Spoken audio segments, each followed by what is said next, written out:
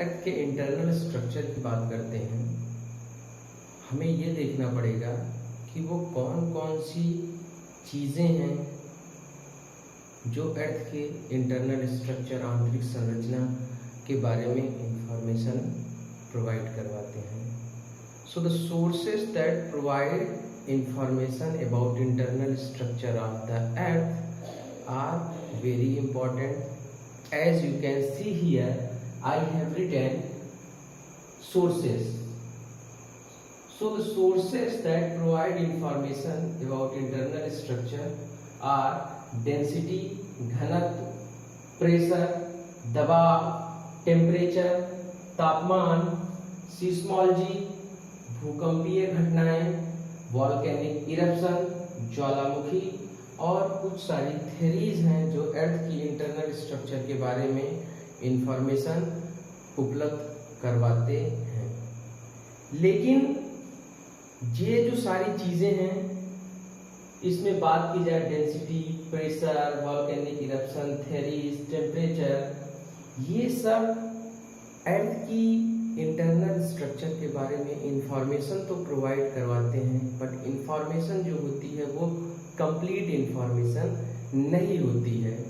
जैसे कि मैं बात करूं सबसे पहले डेंसिटी की, घनत्व की, ये कैसे पृथ्वी की आंतरिक संरचना के बारे में इंफॉर्मेशन प्रोवाइड करता है. So the density of upper crust is around 2.7 gram per centimeter cube, and density of lower crust is around 3 gram per centimeter cube. I already told you that as we move inside, the density of materials increases.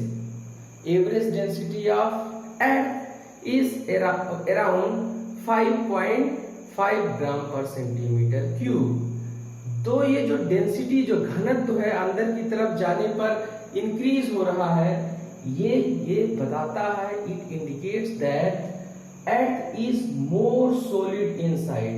बाहर से ज्यादा जो पृथ्वी ठोस है वो अंदर की तरफ. जैसे जैसे हम अंदर की तरफ जाएंगे, पृथ्वी हमारी और ठोस होती जाएगी. आप ये जो पृथ्वी ठोस होती है, हम उसके कारण की व्याख्या करें, अगर हम उसके कारण को समझें कि पृथ्वी अंदर की तरफ ठोस क्यों होती जाती है, तो हमें प्रेशर को स्टडी करना पड़ेगा. Some of the geologists and geographers opine that because of the extreme pressure from outer cells, बाहर की तरफ से एक्सट्रीम प्रेशर के कारण से अंदर की तरफ जो है डेंसिटी इंक्रीज होती जाती है. लेकिन वहीं पर कुछ एक्सपेरिमेंट्स किए गए, कुछ प्रयोग किए गए, और उससे ये साबित हुआ कि एक सर्टेन लेवल के बाद डेंसिटी अंदर इंक्रीज जो है वो नहीं हो सकती है. तो इस तरीके से फिर और उसके ऊपर रिसर्चेस करी गई. फिर और जब रिसर्चेस करी गई तो ये देखा गया कि अर्थ जो है वो बिहेव करती है एक मैग्नेट की तरह. Earth behaves like a magnet. तो कुछ ये प्रूव करता है कि there are certain elements which are present inside that helps earth to behave like a magnet.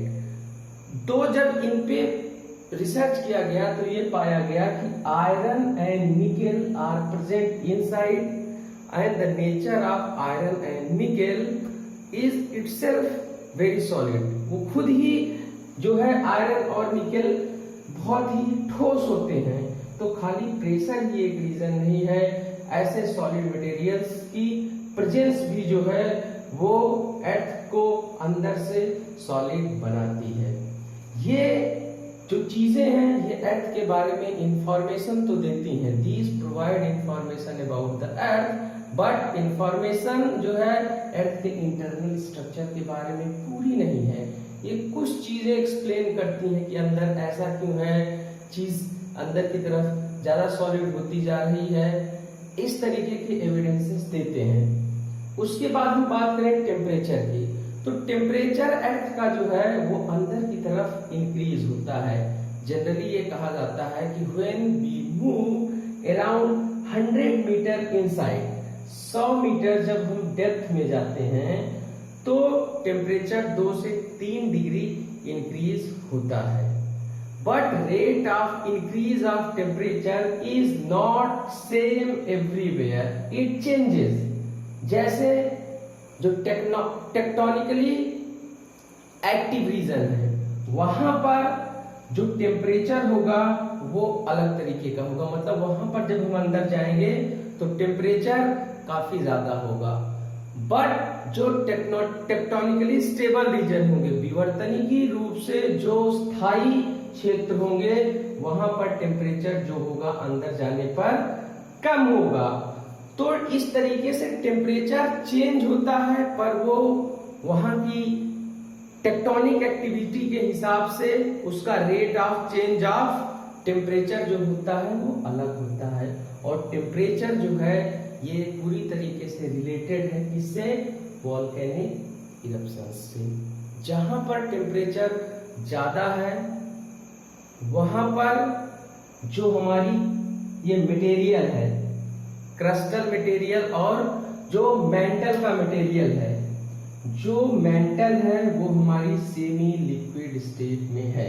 अभी जब हम आगे देखेंगे तो हम देखेंगे that there is one layer which is called asthenosphere that is located on the depth of 100 to 200 kilometre, 100 से 200 kilometre के बीच में अंदर है, जो कि सेमी लिक्विड स्टेट में है और वहां का टेम्परेचर काफी ज्यादा है।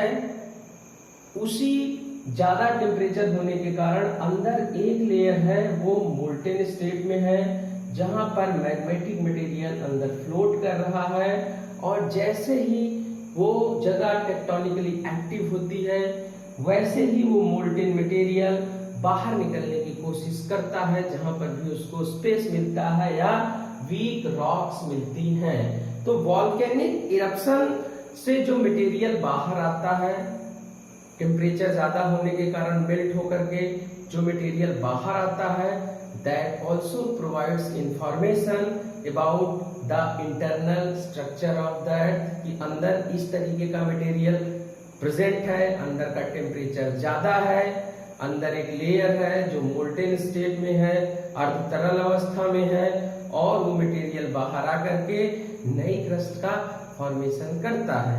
इसी तरीके से कुछ थ्योरीज भी हैं जो ओरिजिन ऑफ द अर्थ है, जिसको हम अगली क्लासेस में देखेंगे। उनसे भी कुछ कुछ इंफॉर्मेशंस मिलती हैं, बट वो इंफॉर्मेशंस कंप्लीट नहीं है अर्थ के स्ट्रक्चर को डिफाइन करने के लिए। तो प्रश्न ये है कि वो ऐसा कौन सा सोर्स है जो अर्थ के इंटरनल स्ट्रक्चर को कंप्लीटली डिटरमाइन करता है? उसका आंसर है the seismic waves, seismology. Seismology जो है एक ऐसा साइंस है जिसके अंदर पृथ्वी में आने वाले भूकंपों का अध्ययन किया जाता है। Seismology studies the seismic events occurring inside. तो जो सीस्मिक इवेंट्स होते हैं, जो भूकंप आते हैं, वो पृथ्वी के अंदर से आते हैं। और भूकंप के आने के बहुत सारे रीजन हो सकते हैं। It can be volcanic because of volcanic eruption, it can be because of the tectonic activities, it can be because of the mental friction, या ये किसी और भी कारण से हो सकता है। कहीं पर फॉल्टिंग हो, फोल्डिंग हो, इन सारी एक्टिविटीज से, जियोमॉर्फोलॉजिकल एक्टिविटीज से भी अर्थक्वेक जो हो सकते हैं वो आ सकते हैं। तो अर्थक्वेक जब आते हैं, आप यहाँ पर देख सकते हैं, इसमें मैंने ये अर्थ को बनाया हुआ है। ये हमारी मेंटल है, ऊपर ये अपर क्रस्ट है, एंड दिस इज कोर। तो जहां पर अर्थक्वेक आता है, जिस जगह पर सबसे पहले अर्थक्वेक आता है, that point is called focus, where earthquake occurs, the point